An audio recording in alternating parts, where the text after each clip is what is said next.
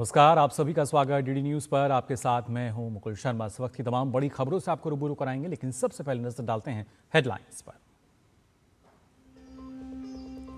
पद्मश्री और द्रोणाचार्य अवार्ड से सम्मानित शूटर जसपाल राणा का 49 वर्ष की उम्र में निधन। 1 जून को जर्मनी से लौटते समय बिगड़ी थी तबियत। पीएम मोदी ने कहा, भारतीय खेल जगत के लिए अपूर्णीय क्षति।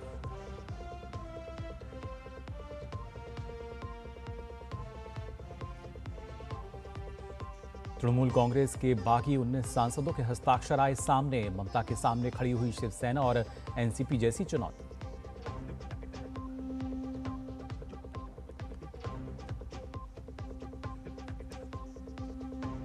अमरनाथ यात्रा की तैयारियों की समीक्षा के लिए गृह मंत्री अमित शाह ने बुलाई बैठक। 3 जुलाई से 28 अगस्त तक चलेगी पवित्र यात्रा।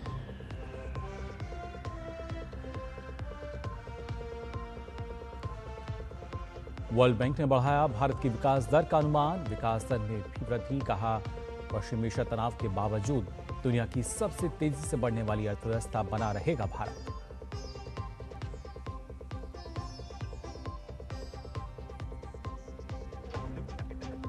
और फीफा वर्ल्ड कप के दूसरे मैच में साउथ कोरिया ने चेक रिपब्लिक को 2-1 से दी मात। पहले मैच में मैक्सिको ने दक्षिण अफ्रीका को 2-0 से हराया।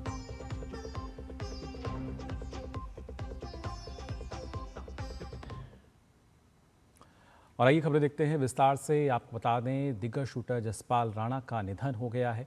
49 साल की बेहद कम उम्र में आपको बता दें, राणा ने अपनी आखिरी सांस ली। जसपाल राणा पिछले लंबे समय से मनु भाकर के कोच के रूप में काम कर रहे थे। वे दिल्ली के मैक्स साकेत हॉस्पिटल में एडमिट थे। 1 जून की रात को म्यूनिख से लौटते समय फ्लाइट में जसपाल की तबीयत खराब हो गई थी, जहां उन्हें मेडिकल हेल्प दी गई थी। दिल्ली पहुंचते ही जसपाल को मैक्स साकेत हॉस्पिटल में एडमिट कराया गया। टेस्ट के बाद उन्हें हार्ट में एक स्टेंट भी डाला गया था।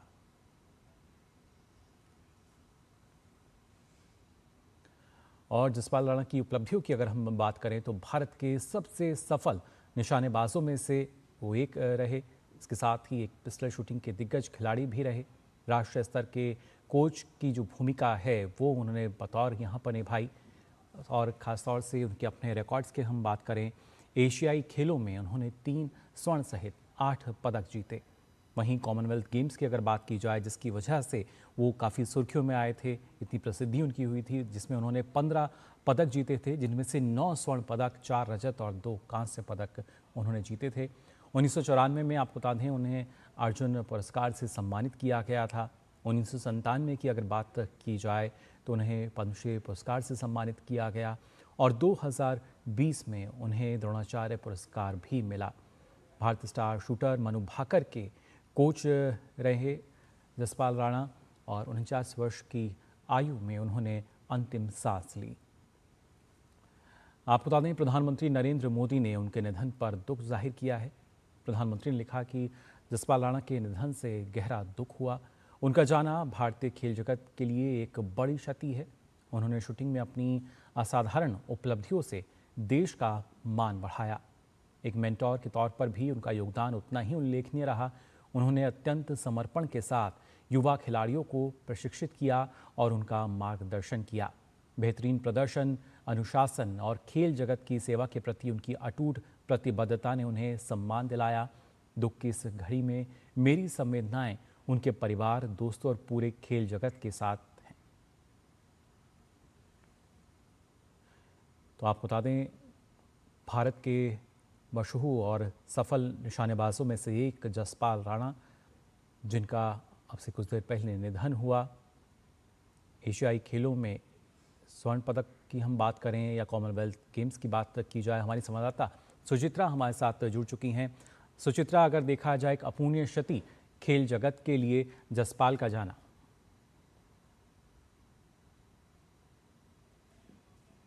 भारतीय निशानेबाज हैं। हालिया समय में उन्होंने ग्लोबल प्लेटफॉर्म पर, वैश्विक स्तर पर लगातार शानदार प्रदर्शन किया है। भारतीय निशानेबाज जब भी किसी बड़ी प्रतियोगिता में हिस्सा लेने के लिए जाते हैं, हमेशा उन्हें पदक का दावेदार माना जाता है।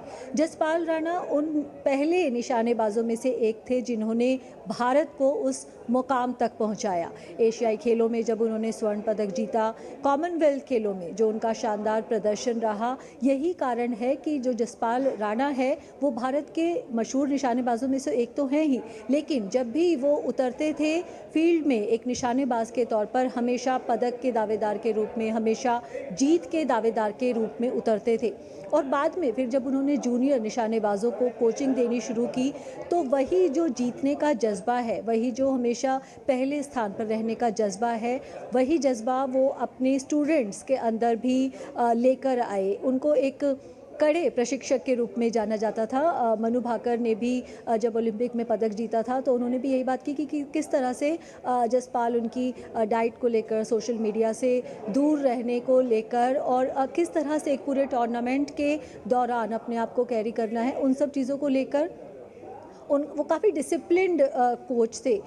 तो जाहिर तौर पर एक निशानेबाज के तौर पर भी और एक कोच के तौर पर भी यही जो उनका डिसिप्लिन था वो उन्हें नई ऊंचाइयों तक लेकर गया। और जिस तरह की प्रतिक्रियाएं आ रही हैं निशानेबाजी जगत से, खेल जगत से, किसी को विश्वास नहीं हो रहा है, क्योंकि 1 जून को जब उनकी तबीयत ख़राब हुई थी, उसके बाद जब स्टेंट डाला गया तो ये माना जा रहा था कि उनकी तबीयत सुधर रही है। सबको यही इंतज़ार था कि कब वो पूरी तरह से ठीक हो जाएंगे, कब वो फिर से शूटिंग के हमें रेंज पर दोबारा दिखाई देंगे। लेकिन अब इस तरह से जसपाल का जो जाना है, हम कह सकते हैं कि काफ़ी एक शॉकिंग खबर है। जसपाल के जिन भी मित्रों से, निशानेबाजों से हमारी बात हुई तो सब काफ़ी आश्चर्यचकित हैं, सन्न हैं इस खबर से, क्योंकि सबको यही इंतज़ार था कि जसपाल जिस तरह के फाइटर हैं पूरी तरह से ठीक होकर शूटिंग रेंज पर वापसी करेंगे, लेकिन ये संभव नहीं हो पाया और अब 49 साल की उम्र में जसपाल हमको छोड़कर जा चुके हैं। मुकुल जी बिल्कुल, जसपाल का जाना बेहद ही दुखद हर एक उस खिलाड़ी के लिए जो कि ना सिर्फ शूटिंग स्पर्धा से जुड़ा हुआ है बल्कि तमाम खेल जगत के लिए भी। फिलहाल बहुत बहुत शुक्रिया सुचित्रा आपका हमारे साथ जुड़ने के लिए। तो जसपाल राणा जिनका 49 वर्ष की उम्र में यहाँ पर निधन हो गया और ख़ासतौर से अलग अलग उपलब्धियाँ जो हैं वो हमने देखी जो कि उनके नाम रही हैं। एशियन गेम्स की बात की जाए, कॉमनवेल्थ की बात करें, अलग अलग स्पर्धाओं में उन्होंने देश का नाम रोशन किया। और आइए अब खबरों में आगे बढ़ते हैं, बात कर लेते हैं पश्चिम बंगाल को लेकर, जहाँ पर ख़ासतौर से अगर देखा जाए तो कांग्रेस से अलग तृणमूल कांग्रेस को अब अस्तित्व में लाने वाली ममता बनर्जी के सामने अब कई बड़ी चुनौतियाँ जो हैं वो सामने खड़ी हुई नज़र आ रही हैं। और इन चुनौतियों में अगर पहले हम बात करें उनके सांसदों को लेकर तो 28 में से 19 सांसद और 80 में से करीब 60 विधायक ममता का दामन छोड़ चुके हैं। आज की सबसे बड़ी खबर यही है कि उन सभी 19 सांसदों के हस्ताक्षर वाली चिट्ठी अब सार्वजनिक हो गई है, पब्लिक प्लेटफॉर्म पर आ गई है।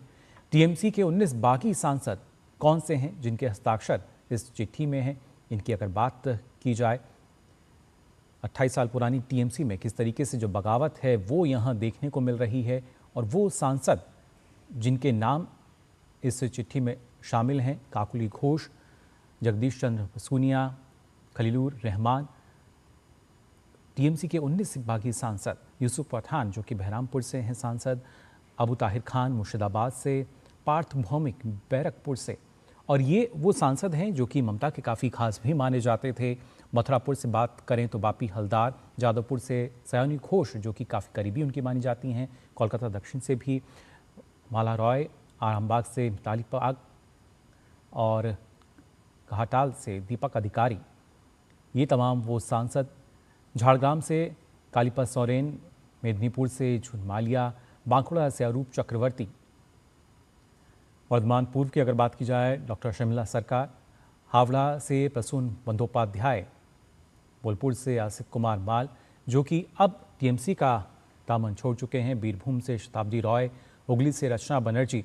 कई ऐसे सांसद हैं जो बेहद विश्वसनीय माने जाते थे, ममता बनर्जी के काफ़ी करीबी माने जाते थे और अब फिलहाल वो ममता का साथ जो है छोड़ चुके हैं। और ख़ासतौर से एक बड़ा झटका ये टीएमसी के लिए माना जा रहा है क्योंकि 28 में से 19 सांसदों का टूटना ममता के लिए एक वाकई बड़ा झटका है। पार्टी की 28 सांसदों की कुल संख्या का ये 2/3 नंबर है। और ख़ासतौर से आपको बता दें ये वो जो चिट्ठी सार्वजनिक हुई है जो कि पब्लिक प्लेटफॉर्म पर है, जो 18 मई को स्पीकर को इन सभी सांसदों यानी 19 सांसदों की ओर से सौंपी गई थी और मांग की गई थी सदन के भीतर उन्हें अलग अलग गुट माना जाए। तो क्या बाकी टीएमसी और उसके चुनाव चिन्ह पर दावा कर सकते हैं? ये सवाल अहम हो जाता है। ये वही रास्ता है जिसे पहले शिवसेना के एकनाथ शिंदे गुट और फिर एनसीपी के अजीत पवार गुट ने अपनाया था।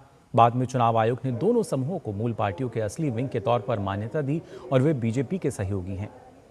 बीजेपी से दूरी बनाए रखने का विकल्प खासकर उन मुस्लिम सांसदों के लिए काम आ सकता है जो बागी गुट का हिस्सा हैं। अगर बागी चाहें तो वे पार्टी के नाम और चुनाव चिन्ह पर भी दावा ठोक सकते हैं, ताकि तृणमूल प्रमुख की मुश्किलें यानी ममता बनर्जी की जो मुश्किलें हैं और बढ़ती हुई यहाँ पर नजर आ सकें। तो टीएमसी में खतरे की घंटी लगातार बजती हुई नजर आ रही है। ना सिर्फ पार्षद विधायक बल्कि सांसद जो हैं, 28 में से 19 सांसद जो हैं, वो उनके हस्ताक्षर की हुई जो पत्र है वो अब सामने आ चुका है, जबकि 80 में से 60 विधायकों ने ममता बनर्जी का साथ छोड़ा था। और अब ऐसे में लग रहा है कि ममता और उनकी पार्टी टीएमसी के सामने शिवसेना और एनसीपी जैसी चुनौती खड़ी हो गई है। क्योंकि देखिए किस तरीके से शिवसेना की अगर पहले बात की जाए, क्या हुआ था शिवसेना में, 55 में से 40 विधायक शिंदे के साथ थे और ऐसे में करीब 73% विधायक बाकी गुट में जो है वो नजर आए। खासतौर से 19 में से 12 सांसद जो थे वो शिंदे गुट में थे। और यहाँ पर हमने देखा था कैसे अगर बात की जाए, क्योंकि पार्टी पर नियंत्रण की लड़ाई यहाँ नजर आई। और वहीं एनसीपी की अगर हम बात करते हैं, एनसीपी में भी आपको याद होगा ज़्यादातर विधायक अजीत पवार के साथ थे और पार्टी दो हिस्सों में बटी हुई नजर आई थी। संगठन और नेतृत्व पर दावा यहाँ पर ठोका गया था और उसके बाद चुनाव चिन्ह तक जो आपको बता दें जो विवाद है वो हमने देखा था किस तरीके से यहाँ पर हुआ। और ख़ासतौर से यही स्थिति अब माना जा रहा है कि कहीं ना कहीं टीएमसी के सामने भी आ सकती है। 2/3 सांसद जो हैं वो जिस तरीके से उन्होंने हस्ताक्षर किए। और आपको बता दें एक बड़ी खबर इस वक्त आ रही है टीएमसी में टूट को लेकर। सूत्रों से बड़ी खबर आपके साथ साझा कर रहे हैं, जहाँ पर एक बार फिर से यहाँ पर बागियों के संपर्क में 3 और लोकसभा जो सांसद हैं उनकी जानकारी अभी तक मिल पा रही है सूत्रों के हवाले से। यानी 19 बागियों के संपर्क में 3 और लोकसभा सांसद हैं, जिसके बाद ये आंकड़ा बढ़कर 22 हो सकता है। 28 में से 22 लोकसभा अध्यक्ष से मुलाकात की संभावना फिलहाल जताई जा रही है और माना जा रहा है कि बागी सांसद जो हैं वो सोमवार को ओम बिरला से यानी जो स्पीकर हैं लोकसभा के उनसे मुलाकात कर सकते हैं। तो 28 में से 19 सांसद जिन्होंने पहले हमने देखा था उस चिट्ठी पर साइन किए थे, तो टीएमसी में एक बड़ी टूट जो है उसको लेकर इस वक्त की बड़ी खबर आपके साथ साझा कर रहे हैं। किस तरीके से पहले 19 सांसद, उसके बाद बताया जा रहा है सूत्रों के हवाले से कि 3 और ऐसे सांसद हैं जो कि उनके संपर्क में हैं और खासतौर से एक जो मुलाकात है वो यहाँ होती हुई नजर आ सकती है। किस तरह के मायने इस मुलाकात के और कैसे टीएमसी को बचाने के लिए अब ममता बनर्जी जो है क्या कुछ करती हुई नजर आएंगी। माना जा रहा है कि सोमवार को स्पीकर से जो मुलाकात है वो हो सकती है। तो टीएमसी में टूट को लेकर एक बड़ी खबर इस वक्त सामने आ रही है। किस तरीके से टीएमसी का जो कुनबा है वो लगातार बिगड़ता हुआ नजर आ रहा है। पहले पश्चिम बंगाल में हमने देखा था जो विधायक थे कैसे वो उन्होंने साथ छोड़ा, उसके बाद अब सांसद जो हैं करीब 28 में से 19 सांसद जो कि अब यहाँ पर अपने हस्ताक्षर उनके सार्वजनिक हो चुके हैं। और आपको बता दें हमारे साथ हमारे संवाददाता दिल्ली से शैलेंद्र मिश्र और कोलकाता से सौरभ दत्ता हमारे साथ जुड़ चुके हैं। शैलेंद्र, आपके पास पहले मैं आना चाहूँगा, क्या कुछ ताज़ा जानकारी मिल पा रही है? अगर माना जाए 19 के तो हस्ताक्षर हैं और संभावना ये है कि 3 और जो हैं उनमें जुड़ सकते हैं, उसके बाद मुलाकात हो सकती है ओम बिरला से। देखिए ये जानकारी आई है बागी जो गुट है उसके तरफ से और ये दावा किया जा रहा है सूत्रों के हवाले से कि इंतजार कीजिए सोमवार तक और कुछ और सांसद साथ आ जाएंगे। तो सोमवार को चूंकि औपचारिक मुलाकात लोकसभा अध्यक्ष से हो सकती है और खुद ये सांसद जाकर उन्हें पत्र सौंपेंगे, क्योंकि पत्र लिखा गया था, तैयार किया गया था, दस्तखत सामने आया है, लेकिन पत्र में क्या कुछ कहा गया है। सूत्रों से ये जानकारी है कि अलग बैठने की अनुरोध किया गया है, अलग गुट का मान्यता देने की बात की जाएगी, लेकिन क्या कुछ पत्र में कहा गया है और कितने सांसदों के और दस्तखत हो सकते हैं इसमें, ये सब कुछ स्पष्ट सोमवार को होगा जब ये मुलाकात संभावित है लोकसभा अध्यक्ष से।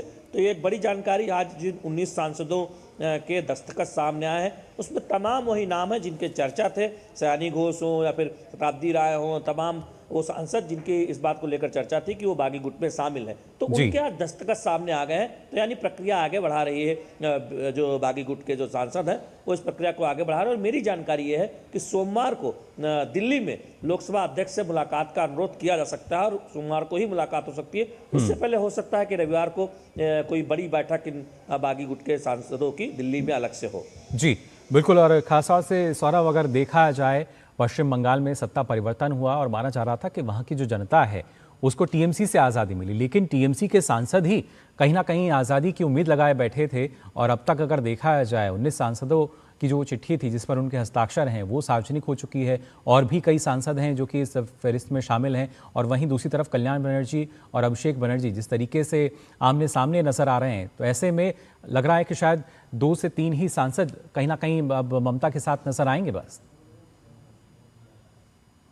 ये जो 19 सांसदों का जो हस्ताक्षर का जो सामने आया है, उसमें से काफी ऐसे बहुत सारे नाम हैं जिन जो अभिषेक बनर्जी के हाथ पकड़कर टीएमसी में आए थे, चाहे वो बापी हलदार हो या फिर शावनी घोष हो।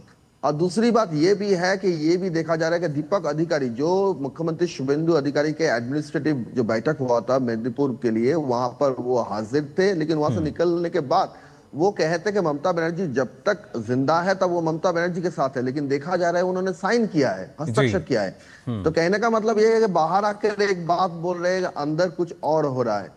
और बाकी जो सांसदों की अटकलें सुने जा रहे हैं, आप कल एक घटना हुआ कि कल्याण बनर्जी जो स्टेटमेंट दिए कि अभिषेक बनर्जी के वजह से दल की ये हालत है और ममता बनर्जी को चुनना पड़ेगा कि अभी कल्याण भतीजा या फिर पार्टी।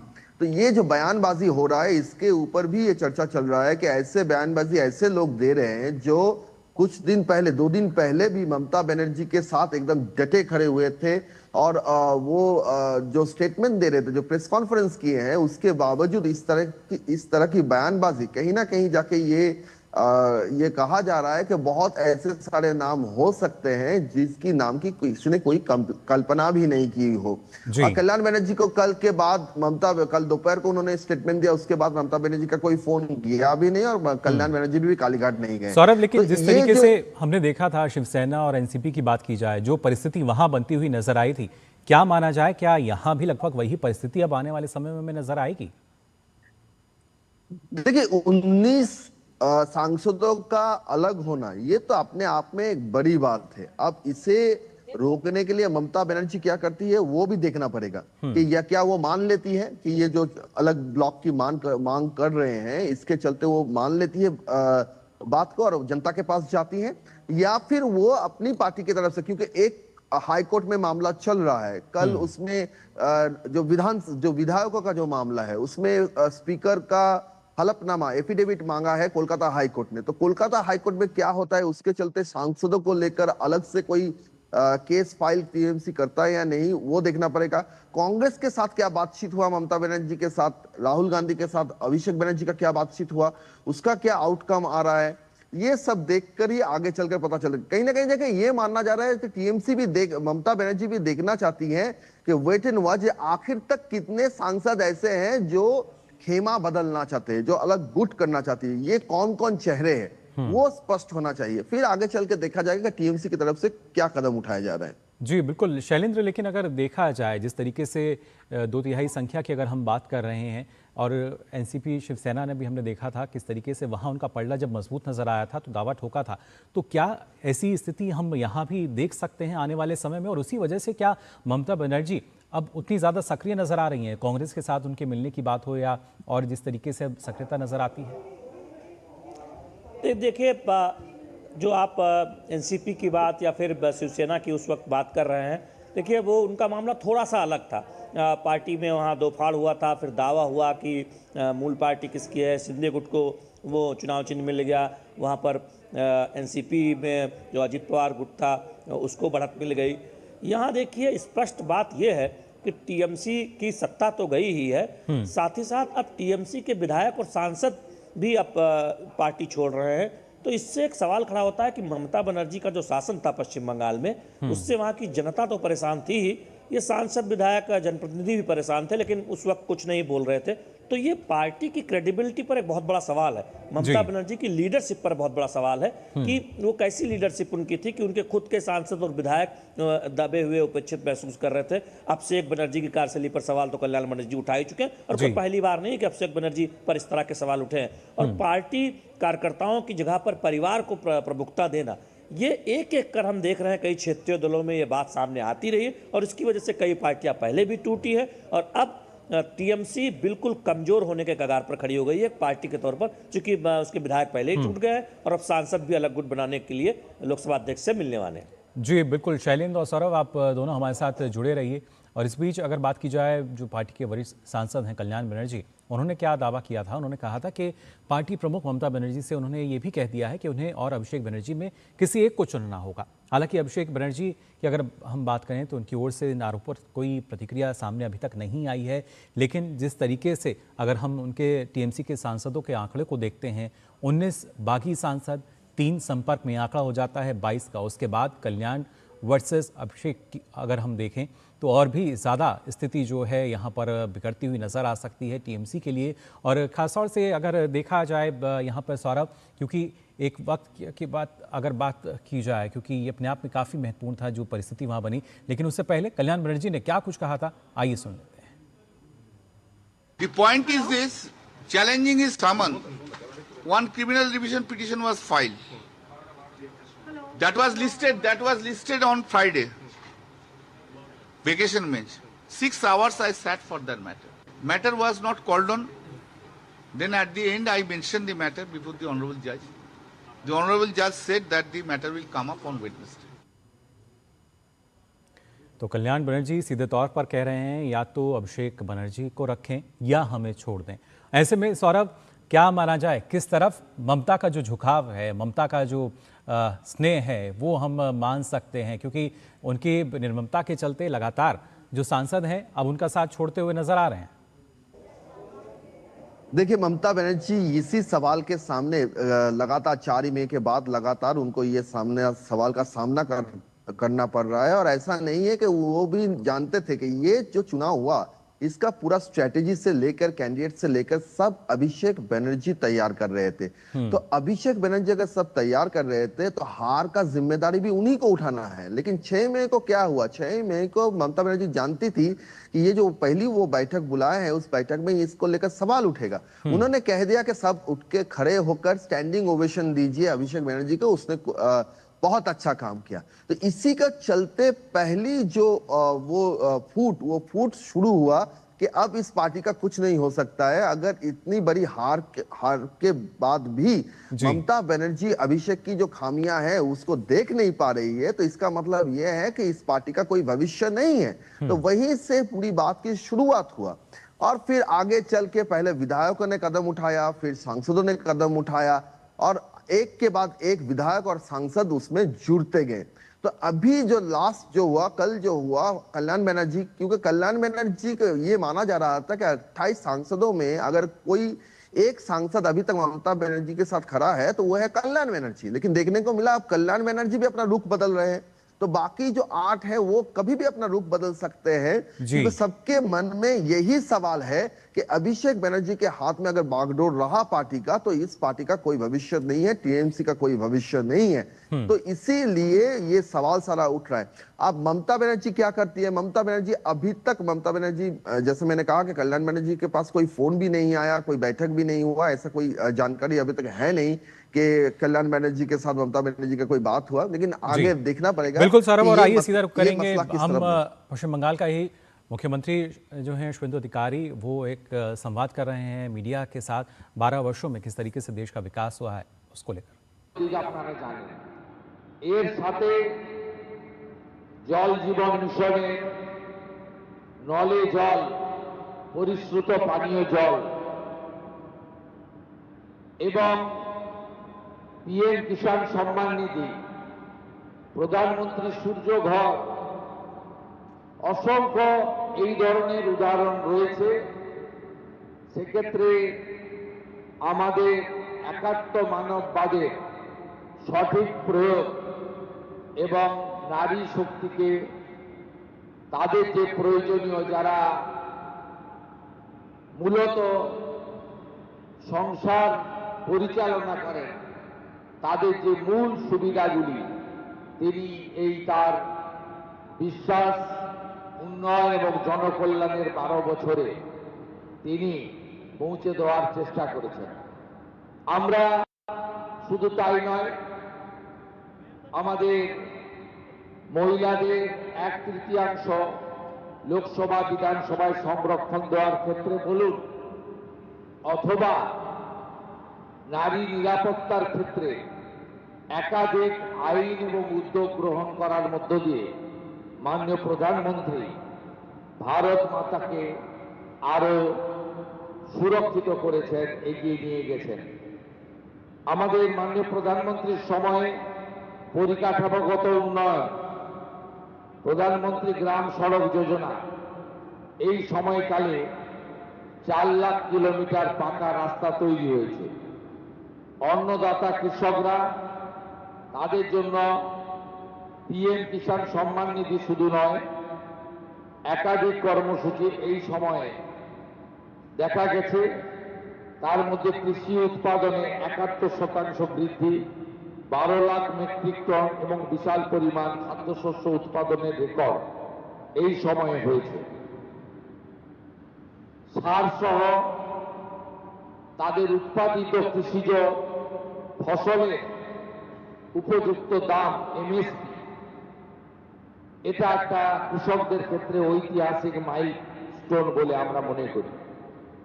দুগ্ধ উৎপাদনকারী সবচেয়ে বৃহৎ দেশ হিসেবে ভারতবর্ষকে তিনি সামনে এনেছেন। এই সময়কালে 61.8% দুগ্ধ উৎপাদন বৃদ্ধি পেয়েছে, যা সর্বমোট 247 মিলিয়ন টনেরও বেশি হয়ে গেছে এই সময়কালে। প্রধানমন্ত্রী কৃষি সিঁচাই যোজনা, এইটার মধ্য দিয়ে যে এলাকাতে সেচের ব্যবস্থা নেই, যে এলাকায় কৃষকরা কেবলমাত্র বর্ষার জলের উপরে নির্ভর করে, আজকে সেখানেও ওই উল্লেখযোগ্য সাফল্য আমরা পেয়েছি। জাতীয় সড়ক নির্মাণে আপনারা জানেন 2014 সালে মোট 91,287 কিলোমিটার জাতীয় সড়ক ছিল। আজ সেই নেটওয়ার্ক বৃদ্ধি পেয়ে 1.46 লাখ কিলোমিটারেরও বেশি হয়েছে এবং 14 সালে যেখানে প্রতিদিন জাতীয় সড়ক নির্মাণের গড় ছিল 11.6 কিলোমিটার, আজকে সেই গড় 3 গুণ বৃদ্ধি পেয়ে 34 কিলোমিটার প্রতিদিন হয়েছে। দুর্গম এলাকাগুলিতে উন্নয়ন, চেনা ব্রিজ, নতুন পাম্বান ব্রিজ এবং অটল টানেলের মতো অসম্ভবকে সম্ভব করার কাজ এই সময়কালে হয়েছে। 2014 সালে রেলের আধুনিকীকরণ একটি স্বপ্ন ছিল। ভারতীয় রেলের 99.4% বেশি ব্রডগেজ ভিত্তিক সম্পন্ন হয়েছে। দেশ জুড়ে 1317টি বেশি রেল স্টেশন অমৃত ভারত স্টেশন যোজনার অন্তর্ভুক্ত করে আধুনিক মানের রেল স্টেশন তৈরি করা। तो मुख्यमंत्री शुभेंदु अधिकारी, जो कि फिलहाल एक प्रेस वार्ता को यहाँ संबोधित कर रहे हैं, बता रहे हैं कि इस तरीके से कुछ ऐसे महत्वपूर्ण कार्य जो कि होने चाहिए थे नहीं हो पाए, लेकिन प्रधानमंत्री का जो फोकस है वो पूरी तरीके से यहाँ नजर आता है। इस पर हम आगे भी बने रहेंगे, लेकिन फिलहाल रुक रहे हैं छोटे से ब्रेक के लिए।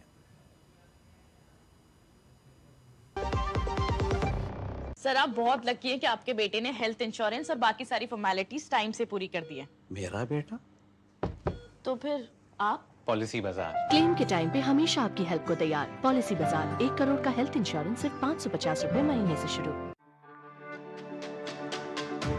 मेरी पसंद, मेरी पसंद, मेरी पसंद, मेरी पसंद, हमारी पसंद, हम सबकी पसंद। मजबूत देश का मजबूत सरिया हो गया स्टील। तो ब्रेक के बाद आप सभी का एक बार फिर स्वागत डीडी न्यूज़ पर। ब्रेक पे जाने से पहले हम बात कर रहे थे पश्चिम बंगाल को लेकर, और ख़ासतौर से वहाँ हमने देखा शुभेंदु अधिकारी मुख्यमंत्री जो कि एक प्रेस वार्ता को संबोधित कर रहे हैं, बता रहे थे कि किस तरीके से देश की अगर बात की जाए 12 वर्षों में सरकार का फोकस नज़र आता है। हमारे संवाददाता सौरभ दत्ता लगातार हमारे साथ जुड़े हुए हैं। सौरभ, अगर देखा जाए कहीं ना कहीं पश्चिम बंगाल की जनता, जिसको उम्मीद तो थी कि शायद वहाँ भी विकास की लहर नजर आएगी, लेकिन टीएमसी की अगर हम बात करें तो हमने देखा था कहीं ना कहीं इस तरह की नीतियां रहीं कि उन योजनाओं का लाभ जनता को मिले ही नहीं। लेकिन अब सत्ता परिवर्तन हो चुका है और जनता को भी यही उम्मीद है, और हमने देखा भी है किस तरीके से जो सरकार की महत्वाकांक्षी योजनाएं हैं उनकी शुरुआत की गई है, और खासतौर से उसी को लेकर यहाँ कुछ जानकारी जो है वो हमने देखा मुख्यमंत्री भी साझा कर रहे थे। मुकुल जी, देखिए जो प्रेस कॉन्फ्रेंस कर रहे हैं मुख्यमंत्री शुभेंदु अधिकारी, अभी उस प्रेस कॉन्फ्रेंस में यही बताया जा रहा है कि 12 साल में प्रधानमंत्री नरेंद्र मोदी के नेतृत्व में जो सारी योजनाएं हैं, चाहे किसानों के लिए हो, चाहे महिलाओं के लिए हो, युवाओं के लिए हो, इंफ्रास्ट्रक्चर का योजना हो, रेल का योजना हो, जो फिशरमैन जो है उनके योजना, यानी समाज के हर स्तर के लिए प्रधानमंत्री नरेंद्र मोदी ने 12 साल में जो काम किया है वो क्या क्या काम किए हैं, और कैसे उन सारे योजनाओं से बंगाल की जो सरकार, वो बंगाल की सरकार एक तरफ से उस सारी योजनाओं के जो फायदे हैं उसको यहाँ पर लागू नहीं होने दिया।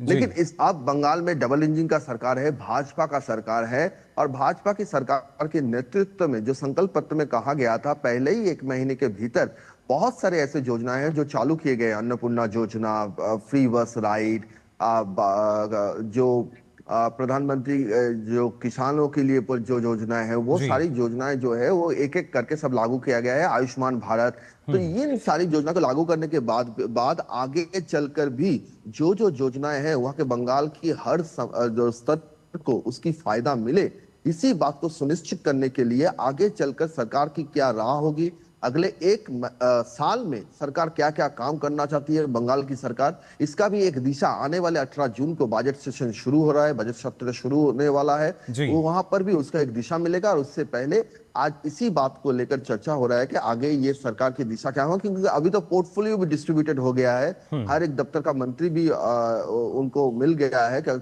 सबको पता चल गया है कि किसको कौन सी दफ्तर का भार संभालना है। तो अभी जो है फुल स्विंग में है बंगाल में भाजपा सरकार।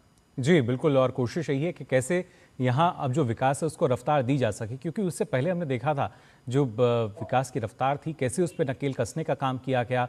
और फिर चाहे महिलाओं की हम बात करें, युवाओं की बात की जाए, किसानों की बात की जाए, काफ़ी हद तक हमने देखा किस तरीके से एक असुरक्षा की भावना हर वर्ग में नजर आई। और अब शायद उसी दिशा में लगातार हम देख पा रहे हैं जो पश्चिम बंगाल है वो शुभेंदु अधिकारी के तौर पर हम कैसे उसको आगे बढ़ाते हुए नजर आएंगे, क्योंकि लगातार उन तमाम मुद्दों को बार बार उठाया गया था, और आज उन्हीं मुद्दों को यहाँ पर मुख्यमंत्री ने भी बताया कि ये अहम मुद्दे हैं, और केंद्र ने उसके बावजूद भी किस तरीके से पश्चिम बंगाल की मदद की थी। फिर चाहे इंफ्रास्ट्रक्चर की हम बात करें, रोड कनेक्टिविटी की बात की जाए, या हेल्थ सेक्टर में हम देखते हैं काफ़ी विकास जो है वो हुआ है। लेकिन अब डबल इंजन की सरकार में क्या माना जाए, जो दोहरी रफ्तार है या डबल स्पीड जो है वो हमें देखने को मिलेगी? देखिए, जो देखा जा रहा है कि पहले 1 महीने में सामाजिक जो योजनाएं हैं वो सामाजिक योजनाएं को सुनिश्चित किया जाए। आप देख सकते हैं शास्त्र में आयुष्मान भारत, अन्नपूर्णा योजना, और ये ग्रामीण जो आवास योजना की जो प्रधानमंत्री आवास योजना के जो रुका हुआ था घोटाले की वजह से, उस पर भी आवास योजना, ग्रामीण सड़क, प्रधानमंत्री ग्रामीण सड़क, हर रोजगार के हर प्रोजेक्ट के लिए 1700 करोड़ बंगाल को मिला है। मनरेगा का जो काम 4 साल से अटका हुआ था वो शुरू हो गया है, परसों से वो शुरू हो गया है, और अगले महीने से जी राम जी भी शुरू हो जाएगा 125 दिन का। तो एक तरफ ग्रामीण जो इंफ्रास्ट्रक्चर है उसको भी ध्यान में रखा जा रहा है, जो अर्बन इंफ्रास्ट्रक्चर है, जो इंडस्ट्री की जो नींव हो, इंडस्ट्री को नींव रखे, और इसीलिए जो फूड पार्क है, जो इकोनॉमिक हब है, वहां पर भी इंडस्ट्री आए, उस पर भी सरकार काम कर रहा है। तो इन्हीं सारी बातों को लेकर एक तरफ सामाजिक योजना, विकास की गाड़ी तेज रफ्तार पकड़े, और ग्रामीण इंफ्रास्ट्रक्चर, इन तीनों बातों को सामने रखकर विकास की जो यात्रा है वो शुरू कर दिया है भाजपा की सरकार ने। और इन काम को करने के लिए जो लॉ एंड ऑर्डर सिचुएशन जो बेहद जरूरी है, तुष्टिकरण का राजनीति ना हो, वो जो बेहद जरूरी है, उन बातों को भी ध्यान में रखा जा रहा है।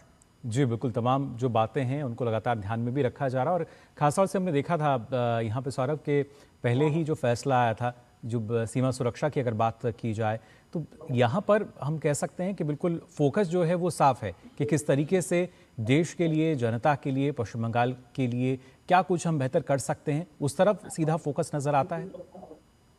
देखिए, ममता बनर्जी के शासनकाल में सबसे बड़ा जो एक अहम मुद्दा था वो था तुष्टीकरण का राजनीति और सीमाओं पर जो असुरक्षित जो परिस्थिति थी तो उसको सुरक्षित करना पहले बहुत जरूरी था। इसीलिए बाहर का काम के लिए जो जमीन बीएसएफ को देना चाहिए वो बीएसएफ को दिया गया। अभी तक 100 से भी किलोमीटर से जितना जमीन लगता है उसको दिया गया है। आगे चलकर और भी जो देने की काम है वो भी सौरभ अगर देखा जाए जो जनता की उम्मीद थी उस पर शुभेंदु सरकार जो है वो खरी उतरती नजर आ रही है। जो कहा गया था वो किया जा रहा है और यही शायद जनता की उम्मीद थी। फिलहाल आपका बहुत बहुत शुक्रिया हमारे साथ जुड़ने के लिए। और आइए अब खबरों में आगे बढ़ते हैं। आप बता दें केंद्रीय गृह मंत्री अमित शाह की अध्यक्षता में नई दिल्ली में श्री अमरनाथ जी यात्रा की तैयारियों को लेकर एक समीक्षा बैठक हो रही है। बैठक में एनएसए, जम्मू कश्मीर के एलजी, सेना प्रमुख, सीआरपीएफ के डीजी और अन्य वरिष्ठ अधिकारी जो हैं वो शामिल हैं। बैठक में सुरक्षा, यात्री सुविधा, आपातकालीन सेवाओं और यात्रा मार्गों की तैयारियों को लेकर चर्चा की जा रही है। श्रद्धालु की सुरक्षा, मेडिकल सुविधाएं, साफ सफाई और पेयजल की व्यवस्था सुनिश्चित करने पर भी फोकस है।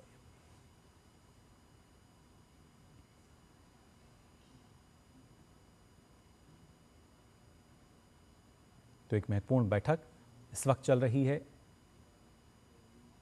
अमरनाथ यात्रा को लेकर। किस तरीके से इस यात्रा को और ज़्यादा सुरक्षित बनाया जा सकता है, श्रद्धालु की सुरक्षा को लेकर और साथ ही साथ जो सुविधाएं उनको मिलनी है, क्या कुछ और बेहतर हो सकता है, इसको लेकर लगातार मंथन यहाँ पर इस बैठक में चल रहा है। फिलहाल हम रुक रहे हैं एक छोटे से ब्रेक के लिए, जल्द हाजिर होते हैं।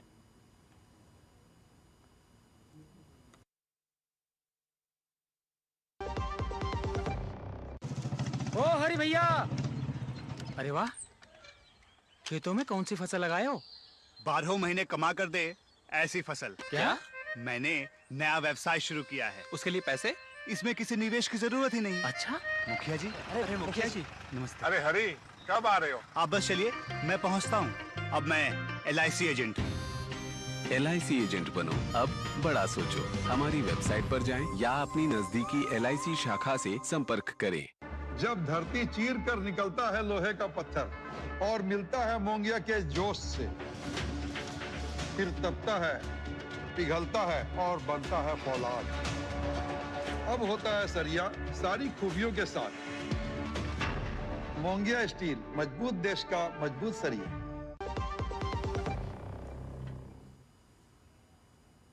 ब्रेक के बाद आप सभी का एक बार फिर स्वागत डीडी न्यूज़ पर। आइए खबरों में आगे बढ़ते हैं। तृणमूल कांग्रेस के राष्ट्रीय महासचिव अभिषेक बनर्जी से पश्चिम बंगाल विधानसभा में विपक्ष के नेता के चयन से जुड़े कथित हस्ताक्षर जालसाजी मामले में राज्य CID ने गुरुवार को करीब 6 घंटे तक पूछताछ की। पश्चिम बंगाल में सत्ता परिवर्तन के बाद किसी राज्य जांच एजेंसी के समक्ष अभिषेक बनर्जी की ये पहली पेशी रही। कलकत्ता हाईकोर्ट के निर्देश पर अभिषेक बनर्जी शाम करीब 5:50 पर CID मुख्यालय पहुंचे और रात लगभग 11:30 पर वहां से रवाना हुए। इससे पहले वह CID द्वारा जारी 3 समन पर हाजिर नहीं हुए थे और बीमारी साथ ही उच्च न्यायालय से लंबित याचिका का हवाला देते हुए पेशी से उन्होंने छूट की मांग की थी। गौरतलब है कि अभिषेक बनर्जी से इससे पहले कोयला तस्करी और स्कूल भर्ती घोटाले से जुड़े मामलों में ED और CBI ने भी कई बार पूछताछ की है। इस बार उन्हें कलकत्ता उच्च न्यायालय से किसी भी दंडात्मक कार्रवाई पर अंतरिम राहत मिलने के बाद CID के समक्ष उन्हें पेश होना पड़ा। फर्जी हस्ताक्षर ये मामला जिसमें करीब 6 घंटे तक CID ने पूछताछ की उनसे और खासतौर से ये पूरा मामला है क्या ये भी आपको बता देते हैं। फर्जी हस्ताक्षर मामले की अगर बात की जाए जिसमें 6 घंटे करीब पूछताछ की गई है अभिषेक बनर्जी से। दरअसल 6 मई को TMC की बैठक में नेता विपक्ष का जो चुनाव था उसकी बात सामने आई थी और विधानसभा सचिवालय को पार्टी ने एक चिट्ठी भेजी थी जिसमें कथित तौर पर जो फर्जी हस्ताक्षर की बात सामने आई। 13 मई को अभिषेक बनर्जी के हस्ताक्षर से भेजी गई ये चिट्ठी थी जिसके बाद से पूरा मामला जो है सामने आया। विधानसभा सचिवालय ने विधायकों के जो सबूत हैं वो भी मांगे थे और 19 मई को 70 विधायकों के हस्ताक्षर वाला जो लेटर है वो यहाँ पर दिया गया। साथ ही 19 मई को बैठक में 35 विधायक जो हैं वो भी नहीं पहुंचे। ऐसे में इस पूरे मामले को लेकर सवाल खड़े हुए और उसके बाद विधायकों ने चिट्ठी में अपने हस्ताक्षर पर ही सवाल उठाए, जिसको लेकर पूरा मामला सामने आया। संदीपन साहा और टीएमसी से निष्कासित हैं। इसी मामले को लेकर करीब 6 घंटे तक पूछताछ की गई। इससे पहले भी समन जारी हुआ था, लेकिन तब अभिषेक बनर्जी इसमें हाजिर नहीं हुए थे। लेकिन फिलहाल अब अगर कल की हम बात करें तो करीब 6 घंटे तक पूछताछ उनसे इस पूरे मामले में की गई है। और आइए अब बात कर लेते हैं। केंद्र सरकार ने पेट्रोल डीजल की बिक्री पर आवश्यक वस्तु अधिनियम 1955 लागू करते हुए एक आदेश जारी कर इनकी बिक्री के संबंध में नियम तय कर दिए हैं। इस आदेश के तहत अब औद्योगिक और व्यावसायिक ग्राहक सीधे रिटेल पंप से पेट्रोल या डीजल नहीं खरीद पाएंगे। वे अपनी ज़रूरत केवल अपने खुद के पंप से ही पूरा करेंगे। खुदरा पंपों को आदेश दिया गया है कि डीजल केवल वाहन के टैंक या पीएसओ से मंजूर कंटेनर में ही बेचा जाएगा। एक ग्राहक या वाहन को एक दिन में 200 लीटर से ज़्यादा डीजल नहीं मिलेगा और खरीदी गई डीजल की फिर से बिक्री भी मना है। तेल कंपनियों और पंप डीलरों की जिम्मेदारी यहाँ पर तय की गई है कि ये नियम जो हैं सही तरीके से लागू हों। नियम तोड़ने पर केंद्रीय या राज्य सरकार के अधिकारी, पुलिस अधिकारी या तेल कंपनी के उच्च अधिकारी तलाशी और कार्रवाई कर सकते हैं। ये नियम आपको बता दें 90 दिन तक या अगले आदेश तक लागू रहेंगे। सरकार का कहना है कि इन कदमों से जनता के लिए पेट्रोल और डीजल की आपूर्ति सही कीमत पर सुनिश्चित होगी और कोई अनुचित लाभ नहीं उठा सकेगा। यानी हम देखते थे कि कैसे एक बड़ी मात्रा में अगर पेट्रोल डीजल जो है वो कमर्शियल तरफ चला जाता था तो आम जनता जो है वहाँ किसी तरह की ईंधन की कमी ना हो। उसके चलते सरकार ने एक महत्वपूर्ण कदम ये उठाया है। जनहित में एक बड़ा फैसला यहाँ पर सरकार द्वारा लिया गया है। फिनलैंड में विदेश मंत्री डॉक्टर एस जयशंकर का बयान इस समय चर्चा में है। दरअसल उन्होंने साफ कहा है कि भारत में ऊर्जा से जुड़े फैसले राष्ट्र हित को ध्यान में रखकर लिए जाते हैं। उन्होंने आगे कहा कि खरीद सामर्थ्य और उपलब्धता को ध्यान में रखकर ऐसे फैसले लिए जाते हैं। फिनलैंड में प्रमुख विदेश नीति और सुरक्षा मंच कुलतारंता वार्ता में उन्होंने ये बात कही। विदेश मंत्री ने खाड़ी क्षेत्र के साथ भारत के संबंधों का भी उल्लेख किया, जो लोगों के आपसी संबंधों, ऊर्जा सहयोग और बढ़ती रणनीतिक एवं रक्षा साझेदारी पर आधारित है। साथ ही डॉक्टर जयशंकर ने इस बात पर चिंता व्यक्त करते हुए कहा कि दुनिया में चल रहे संघर्ष अब क्षेत्रीय सीमाओं से परे पहुंचकर व्यापक स्तर पर नुकसान पहुंचा रहे हैं और जो जीवन है उस वजह से अव्यवस्थित हो रहा है। I buy oil based on cost and availability. So at that point of time, much of the oil available on the market was Russian because Europeans were essentially buying up the Middle East oil, which was our traditional supply. So circumstances pushed us in a certain direction. But since you spoke about moral ambiguity, I would say this, no European country has been attacked with Indian weapons. I wish I could say that for European weapons vis-a-vis India. आपको बता दें प्रधानमंत्री नरेंद्र मोदी कल 13 जून से 18 जून तक France और Slovakia के दौरे पर रहेंगे। इस दौरान प्रधानमंत्री G7 शिखर सम्मेलन में हिस्सा लेंगे। फ्रांस के साथ रणनीतिक साझेदारी को नई जो गति है वो मिलती हुई नजर आएगी। इस दौरे की अहमियत और संभावित परिणामों को लेकर हमारे संवाददाता ममता चोपड़ा ने फ्रांस में भारतीय राजदूत संजीव सिंगला से विशेष बातचीत की। प्रधानमंत्री नरेंद्र मोदी फ्रांस की यात्रा पर आ रहे हैं और ये उनका फ्रांस का 7वां दौरा होगा। ऐसे में भारत फ्रांस संबंधों और जो खास कार्यक्रमों का आयोजन जिसमें प्रधानमंत्री शिरकत करने वाले हैं उन पर बात करने के लिए हमारे साथ जुड़े हैं फ्रांस में भारत के राजदूत एम्बेसडर संजीव सिंगला जी। बहुत बहुत स्वागत है आपका एम्बेसडर सिंगला। सबसे पहले मैं द्विपक्षीय से ही शुरुआत करूंगी क्योंकि प्रधानमंत्री नरेंद्र मोदी और प्रेसिडेंट मैक्रोन के बीच की केमिस्ट्री तो हम सबको पता ही है। हर बार जब भी कोई दौरा होता है उच्च स्तरीय तो ये संबंध और नए स्तर तक छूते हैं। इस बार क्या उम्मीद की जा रही है, क्योंकि इनोवेशन डिप्लोमेसी कह रहे हैं कि इस बार का नारा है? काफ़ी अरसे से जो द्विपक्षीय संबंधों में एक फोकस रहा है हमारा, वो यही रहा है कि किस तरह से हम इनोवेशन की तरफ ज़्यादा फोकस बढ़ाएं। जो हमारे ट्रेडिशनल एरियाज़ हैं, डिफेंस हुआ या न्यूक्लियर हुआ या स्पेस है, वो चलता रहेगा, वो अभी भी चल रहा है।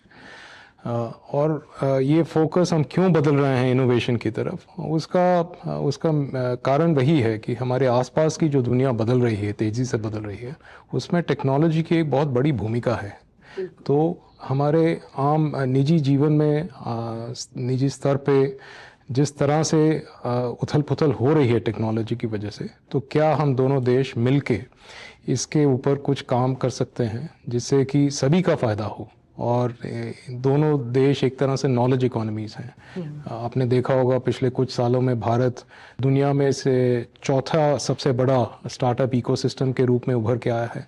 फ्रांस की एक अपनी ताकत रही है साइंस एंड टेक्नोलॉजी के पैमाने पे। सो ये एक मेन कारण है कि हम दोनों देश सोच रहे हैं कि किस तरह इसमें हमारे संबंध हैं इनको और प्रगाढ़ करें हम।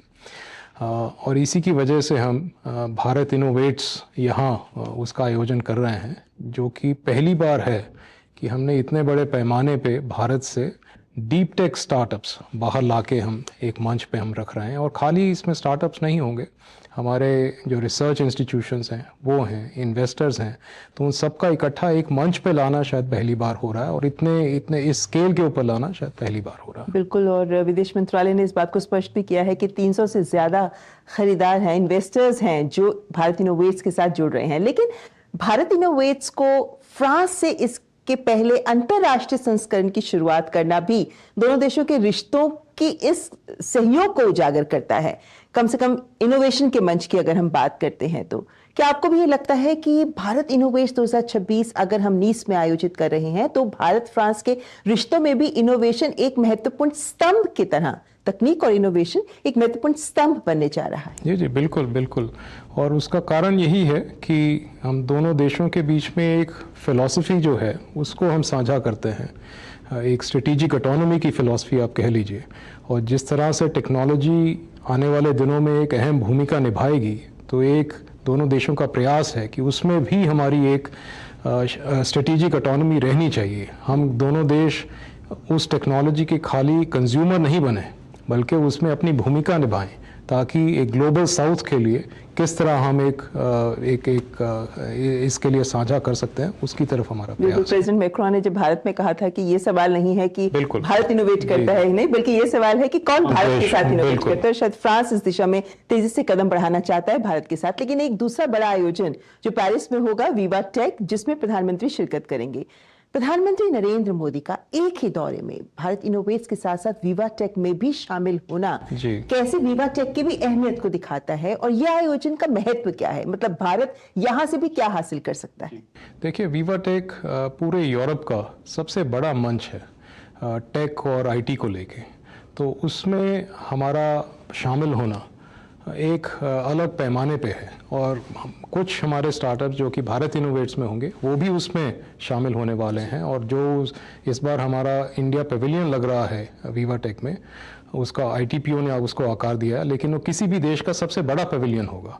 तो इतने स्केल पे, इतने बड़े स्केल पे शायद पहली बार होगा कि हम विवा टेक में शामिल हो रहे हैं। और जैसा मैंने बताया, क्योंकि वो यूरोप का सबसे बड़ा मंच है, तो उसकी एक अपनी भूमिका है। जी, तो उम्मीद रहेगी कि हम क्या कुछ हासिल करेंगे जब विवा टेक और भारत इनोवेट्स में प्रधानमंत्री नरेंद्र मोदी शिरकत करेंगे। बहुत बहुत धन्यवाद मिस्टर सिंगला हमारे साथ जुड़ने के लिए। और आइए अब रुख कर लेते हैं खेल जगत की खबरों की तरफ और बात करते हैं फुटबॉल के खुमार की, जो कि दुनिया पर चढ़ा हुआ है। जी हाँ, फीफा वर्ल्ड कप की।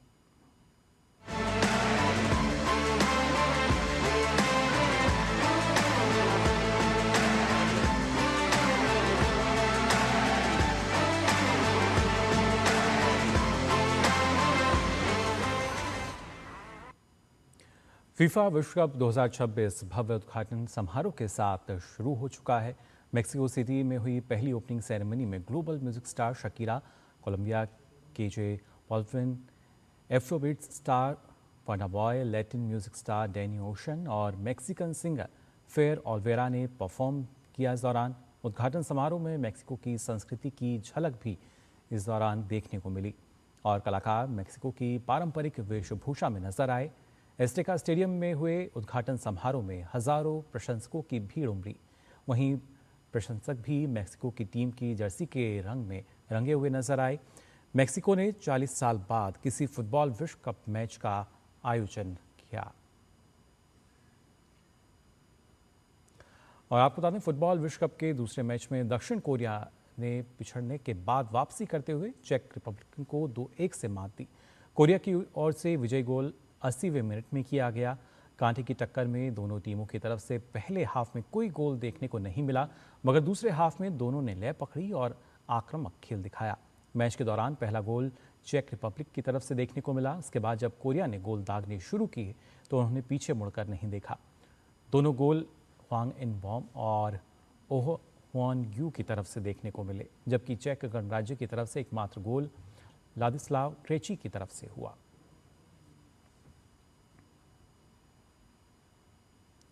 और इससे पहले अगर हम बात करें मेज़बान मैक्सिको की, तो फीफा वर्ल्ड कप की शानदार शुरुआत करते हुए अपने पहले मुकाबले में मैक्सिको ने दक्षिण अफ्रीका को 2-0 से मात दी। घरेलू दर्शकों के सामने खेल रही मैक्सिको की टीम ने पूरे मैच में दमदार प्रदर्शन किया और टूर्नामेंट में जीत के साथ अपने अभियान का आगाज किया। एस्टेका स्टेडियम में मैक्सिको और दक्षिण अफ्रीका आमने सामने थे। इस मुकाबले में जूलियन किनोनेस और राउल जिमेनेज के गोलों की मदद से मैक्सिको ने 3 महत्वपूर्ण अंक हासिल किए। ग्रुप ए के इस मैच में मैक्सिको के लिए किनोनेस ने 9वें और जिमेनेज ने 67वें मिनट में गोल किए।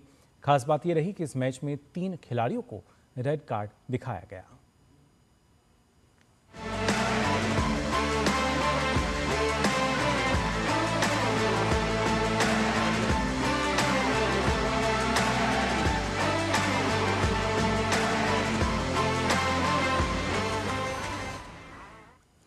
और फुटबॉल के बाद आइए बात कर लेते हैं बैडमिंटन की भी। ऑस्ट्रेलियन ओपन बैडमिंटन टूर्नामेंट की बात अगर की जाए तो पीवी सिंधु ने टूर्नामेंट के सेमीफाइनल में यहां जगह बना ली है। सिंधु ने क्वार्टर फाइनल में चीनी ताइपे की चेन सुयू को 21-6, 21-19 से मात दी। वहीं दूसरी तरफ भारत की तन्वी शर्मा को आज ऑस्ट्रेलिया ओपन बैडमिंटन टूर्नामेंट के क्वार्टर फाइनल में हार का सामना करना पड़ा। तन्वी को क्वार्टर फाइनल में जापान की शीर्ष वरीयता प्राप्त अकाने यामागुची ने 21-14 से मात दी। और बात क्रिकेट को लेकर, भारत और अफगानिस्तान के बीच 13 जून को होने वाले पहले वनडे मुकाबले को लेकर क्रिकेट प्रेमियों में उत्साह बढ़ता जा रहा है। भारतीय टीम के धर्मशाला पहुंचने के बाद अब अफगानिस्तान की टीम भी कांगड़ा एयरपोर्ट पहुंच गई है। अफगानिस्तान टीम के खिलाड़ी कांगड़ा एयरपोर्ट पर पहुंचे, जहां प्रशंसकों ने उनका गर्मजोशी से स्वागत किया। खिलाड़ियों की एक झलक पाने के लिए एयरपोर्ट पर क्रिकेट प्रेमियों की भीड़ यहां देखने को मिली। खिलाड़ियों ने भी प्रशंसकों का अभिवादन स्वीकार किया। भारत और अफगानिस्तान के बीच 3 मैचों की वनडे सीरीज का पहला मुकाबला 13 जून को धर्मशाला स्थित HPC स्टेडियम में खेला जाएगा। विश्व स्तरीय सुविधाओं और प्राकृतिक सौंदर्य से घिरा ये स्टेडियम एक बार फिर अंतर्राष्ट्रीय क्रिकेट का गवाह बनने जा रहा है। क्रिकेट प्रेमियों को उम्मीद है कि धर्मशाला के खूबसूरत मैदान पर दोनों टीमों के बीच रोमांचक मुकाबला देखने को मिलेगा।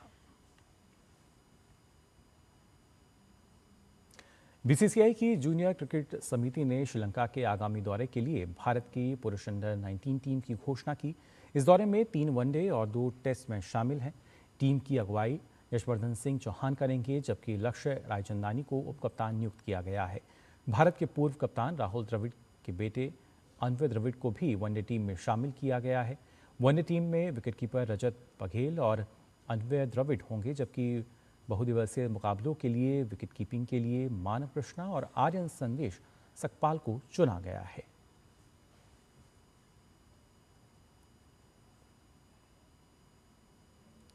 और वुमेन्स T20 वर्ल्ड कप की बात की जाए तो आज से ये शुरू हो रहा है। प्रतियोगिता का आयोजन इंग्लैंड और वेल्स में किया जा रहा है। पहले मुकाबले में मेजबान इंग्लैंड का सामना श्रीलंका से होगा।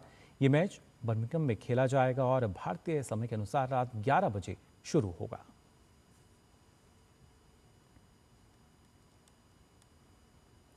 तो फिलहाल के लिए इस बुलेटिन में बस इतना ही, लेकिन देश और दुनिया की तमाम खबरों के लिए आप देखते रहिए DD न्यूज़। मुझे दीजिए अनुमति। नमस्कार।